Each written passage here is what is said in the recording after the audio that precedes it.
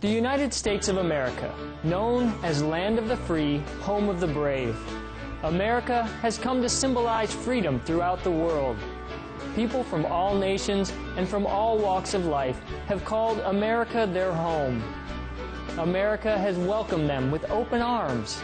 Indeed, the famed Statue of Liberty is the embodiment of the fulfillment of this dream. In New York's public education system alone, its student body represents 145 countries of the world. The United States is also a very spiritual country, allowing freedom of worship to its citizens. Indeed, religion has traditionally played a large role in American society. Many of the original European colonists came to America for religious reasons. Religion still has a major influence on American politics and culture, more so than in other industrialized nations. We now invite you to listen to the following discussion with Supreme Master Ching Hai and our association members entitled Spiritual Life and Professional Ethics in Washington, D.C., USA in December 1997.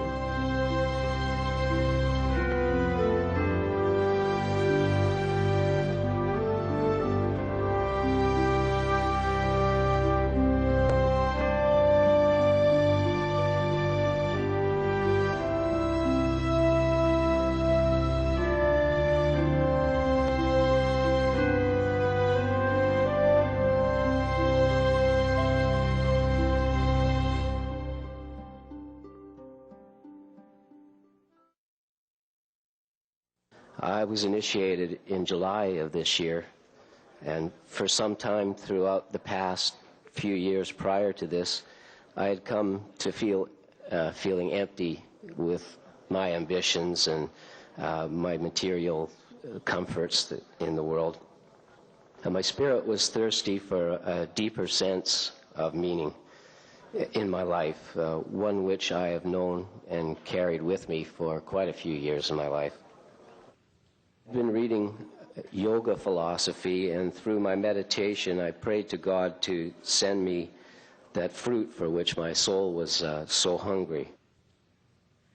One day as I was reading at our local spiritual bookstore, I decided to dine next door at a popular vegetarian restaurant. It was there I came across a small booklet entitled The Key to Instant Enlightenment. I thought, what's this?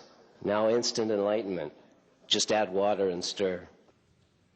But as I turned the booklet over, the words, "We the disciples of," caught my eye. I was curious by the fact that this seemed to resemble more of a book than a booklet, and it was presented by the disciples of the author, and I was impressed by the amount of work that had obviously gone into it. And I thought, some people must have a great sense and strength in belief to go to all the time and expense to prepare this and offer it free to the public. So I took the book home and I began to read it. The words within it seemed to captivate my spirit, and in the simplicity and honesty in it, they had a great sense of appeal to my inner ideals of truth and meaning. It wasn't that it contained things that I didn't already know, such as vegetarianism, world peace, love of God, world hunger, and the like, but it seemed like I was reading the words for the first time. I could not put the book down, and after reading it, I found myself back at the local bookstore looking for further reading material by this author known as Master Ching Hai. I read all the books I could get my hands on, and within the span of a couple of weeks, I then contacted a meditation center in my area. It was after receiving a warm welcome there from the enthusiastic and loving disciples and after reading these truthful words imparted by the Master, that I then realized what I had been come to looking for. I wanted to become initiated, and I applied at my first visit to the center. After a few months of waiting, my day of initiation had come, and by that time I was doing a lot of reading of the Master's books. and was in eager anticipation of being hurled into ecstasy. I had visions of visiting glorious places with jeweled temples and mentally prepared to travel to heaven amid the sweet sounds of trumpets blasting in my soul transformed forever, never to return the same. I had thought of myself as being somewhat spiritually advanced prior to this, and therefore it came to me as a bit of a shock when I found an initiation that these great things that I had been expecting all this time just really didn't happen. But many things went through my mind at this time. Maybe I don't have many merits, I thought, or maybe something went wrong, or maybe I'm just not the idealistic soul that I profess to be and come to know these past years. As I began to think deeper upon this afterwards, and as I continued on with my daily meditation since, I slowly began to grow a bit more comfortable with my expectations. Why should I have any expectations of God at all, I thought, but rather accept the greatness that surrounds me every day. As I looked at myself a bit closer, I began to dissect my own morals and ambitions. It became clearer to me that I was not above or below anybody else, but rather just a man like any other, looking for the same loves and hopes we all look for within. And as I looked deeper, I began to see that all of us were heading in the same direction, just taking different paths. Some higher, some lower, some faster, some slower. And as I looked within my heart, I began to plainly see that this was the gift offered me through my initiation, the grandeur I had expected. It seems that every time we encounter the truth, its simplicity evades us. As I continue with my meditation these days and try my best to adhere to a simple and honest lifestyle, I stop from time to time and take my comforts and strength from these simple things and thank my inner master and Master Ching Hai for her unconditional love and help. Thank you very much.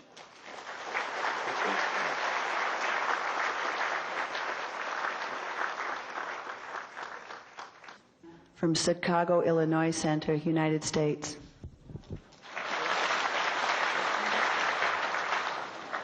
Peace, everyone. I was initiated June 1st, 1997. I am also very excited and happy to be here today at this great, great occasion. I first heard about Master Ching Hai in August 1996. My husband and I were on vacation in Hot Springs, Arkansas. We were in a shop looking at books and rocks, crystals, and so forth. My husband discovered the book and brought it over to me. And he said, look. I looked at the front and then I opened it, but her picture on the front, there was something special about that picture when I looked in her eyes. But I began to read it.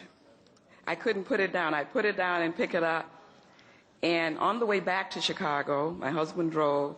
I read the book periodically to him, just telling him what was going on. And I began to see beautiful colors after this that I'd never experienced before. The bright, bright white light. It was just a wonderful experience, and telling him he was excited too. But it was truly a blessing. I felt just really uplifted, and I've known about the consciousness raising, positive teachings for many years, and I knew that it was really a blessing meeting or finding out about Master Ching Hai because she was teaching the same teaching that we were used to, all the wonderful teachings that she brought forth about Jesus and so forth, the truth about him. We were just elated to hear such a wonderful woman come forth, so sincere and serious she sounded, but we'd never met her before. And I also had experiences where I've seen like her image in dreams or just closing my eyes to meditate. I've had experiences on my job where problems were solved because of the initiation that I received. My husband also received initiation at the same time, so we're both practitioners. And most of all, yesterday, my first time at a retreat, my first time meeting Master Ching Hai. I had the opportunity to speak with her one-on-one. And I mean, I was so surprised, I was so shocked. I thought I wasn't going to be able to speak, but I was able to talk to her. And I'm writing a book, and I said, Master, I said, I would like to put your name in my book. She said, oh, you would, huh? She was coming down on the escalator. I was going up on the escalator. That's how I believe God planned the meeting in that way. But I turned around and proceeded behind Master and the group. And they were coming into the meditation hall. And I just came in and I stood along the side. And after a while, she turned to me and she waved. And then she looked again and I said, she's begging for me to come. And I ran over, and some of the security, run. I ran, and I mean, it was just amazing. But I just know it was God planning this. And my husband really, he couldn't come, but he encouraged me so much to come. He said, you should go. And I know why now. And I just feel I have so much to share with him and so many other people. We are all truly, truly blessed, way beyond our fondest imagination. It's a blessing to follow whatever Master says, eagerly, speedily, whatever, because she is truly, truly God sent. And standing in her presence, you know, it's just a blessing, because I just felt the power of God, but an humbleness about her, a giving spirit that I know of no one. And I did have a master before who left the body in 1983. So this is my second master. And I thank God, because I know we were led to her. Thank you all. Peace.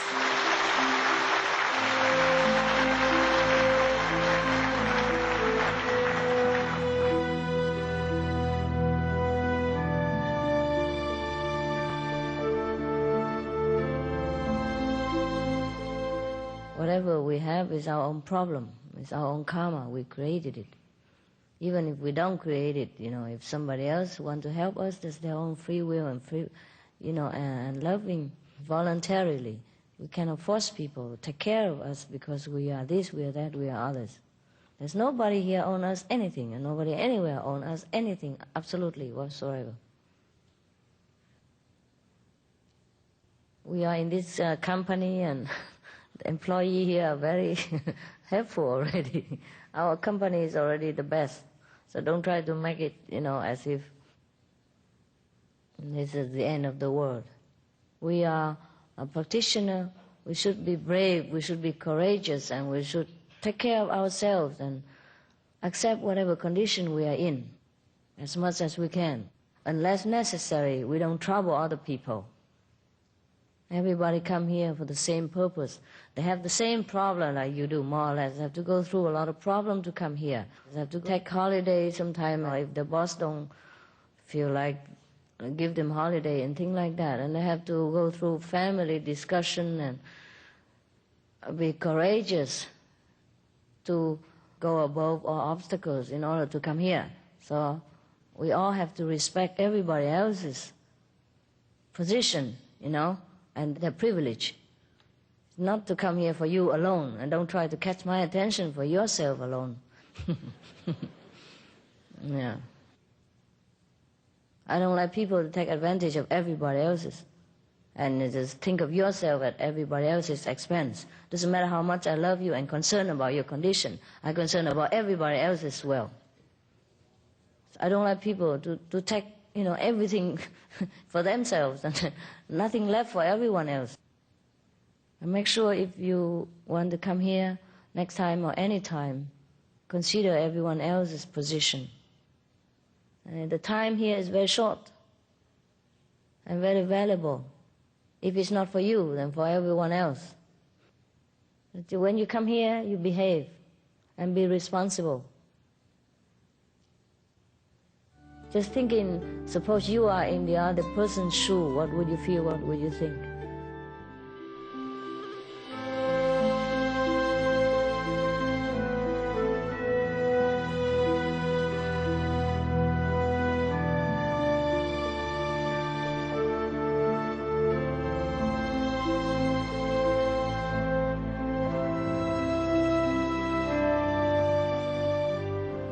Last night I did some research, in here for some of your questions yesterday. Because yesterday I did give you some answer, but after a while I came to my room and I thought, there's something else missing. And I did some research and I had some answer for you. So I stay up until very late, like maybe 5 o'clock in the morning. What was the question first? The lawyer first, right? Actually, in this kind of situation, it is wrong, Because the lawyer is there to protect the company whenever the situation demands, not always blindly defend for the company, even when the company is wrong. And that's the purpose of having a lawyer anywhere or anytime. Not only for the company, but for private and for any enterprise or any undertaking. Suppose somebody wrong us, right? Accuse us for something that we have not done, or accuse us for something that we rightfully just. Then we have to need a lawyer to defend for us, because we do not know much about the law. And he's more the expert. He can argue for us. Then we need the lawyer or the attorney, whatever. They should be the one who defend for the weak and help the ignorant or the suppressed persons. So in the case of any company at all also, if the company are wrongly accused and being taken advantage of by the employees or by other company, then the lawyer should be using his best to defend for that company. Then it's okay. That is the best way to use a lawyer or to have a lawyer. It's not just to have it there so that you always win and your company always save money or take money from other people, right? So it is not the lawyer's fault, it's the company's fault. And even if a lawyer for any company or any individual should strive to understand the whole fact and then defend for what is right. And not defend for the client, but defend for justice. Then it don't matter. But as in most case, people just make use of the lawyer to win the court case. It doesn't matter whether it is right or wrong, then it is no good. Okay? Yeah. So if you are a lawyer, if you intend to be a lawyer, if you're going to work for any company, for any person, you should bear this in mind. If your client is wrong, tell them they are. And you refuse to defend. Or you can change the policy of the company, say, my profession is to defend for what is right and just. I cannot go over that. And if they fire you, go do something else, sell tofu or something. I told you yesterday. We don't have to live the life of rich and famous in order to be a human being. The more we strive for outside richness and fame, the more we are slave for all kind of wrongdoing in this world. We should always strive to be righteous and right. And then it doesn't matter what we do. Then we will not fear of anything. You remember the story about Rama in India, when he was nominated to be king, future king. He was ready to be king. And when his father denominated him because of some incident with the queen, the smallest queen, she got jealous and then talked him out of it. So he was denominated and exiled into a very far away country he was also prepared to go. And people say, are you not sad? You're not standing up for your right and all that? He said, what for? If I'm given the kingdom, okay, then I will have to fulfill my obligation and do my duty the best as I can. But if the kingdom was taken away from me, good, then I don't have to do it. I have a lot more time to meditate and to think of God, to do something else. When we look like that, it's good. When we look at things that way, we don't feel so confused and struggle inside anymore. We don't care. And that's the right attitude of anybody, especially for the Kuan Yin practitioners. It just makes you feel peaceful when you forgive people. And when you think that maybe that is God's arrangement for something else better, or for somebody's benefit. It might not be your benefit, it might be somebody else's benefit. So whatever it is it's God's arrangement, otherwise it wouldn't happen. That's what I think all the time. It's just the attitude that makes you feel so good. Good before the new arrangement comes. You already feel good. You already make peace with God and with the whole world within yourself. So this is a very beneficial way for us already, that we can think that way because we meditate, because we're calm in our heart and we don't feel hostile toward any situation or any people.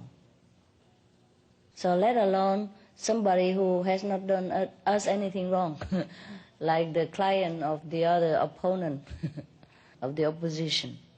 So as a lawyer or any defender of justice, you should remember this. We rather do ourselves harm than do somebody else harm. Only except for self-defense, then you do what you think is right. But normally I just let God does what is right. I don't even bother to defend for myself. Or what is it to defend for ourselves after all? What do we have to defend for ourselves? To defend for myself so that I live longer in this body? So that I eat more in a few more days? Or a few more years that I live? Or defense for my fame? What for do I have any fame? And what for does it serve me?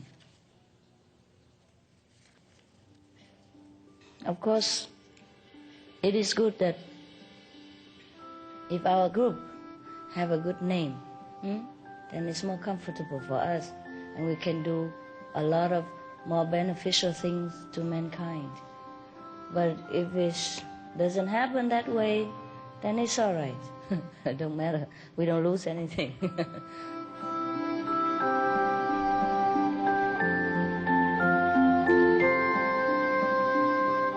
Thank you for spending the time with us today on Between Master and Disciples. Please join us again tomorrow for the conclusion of Spiritual Life and Professional Ethics. And now, Celebrate Animals event in Georgia, USA, coming up next on Animal World, our co-inhabitants on Supreme Master Television, right after noteworthy news. We wish you joy, peace, and prosperity.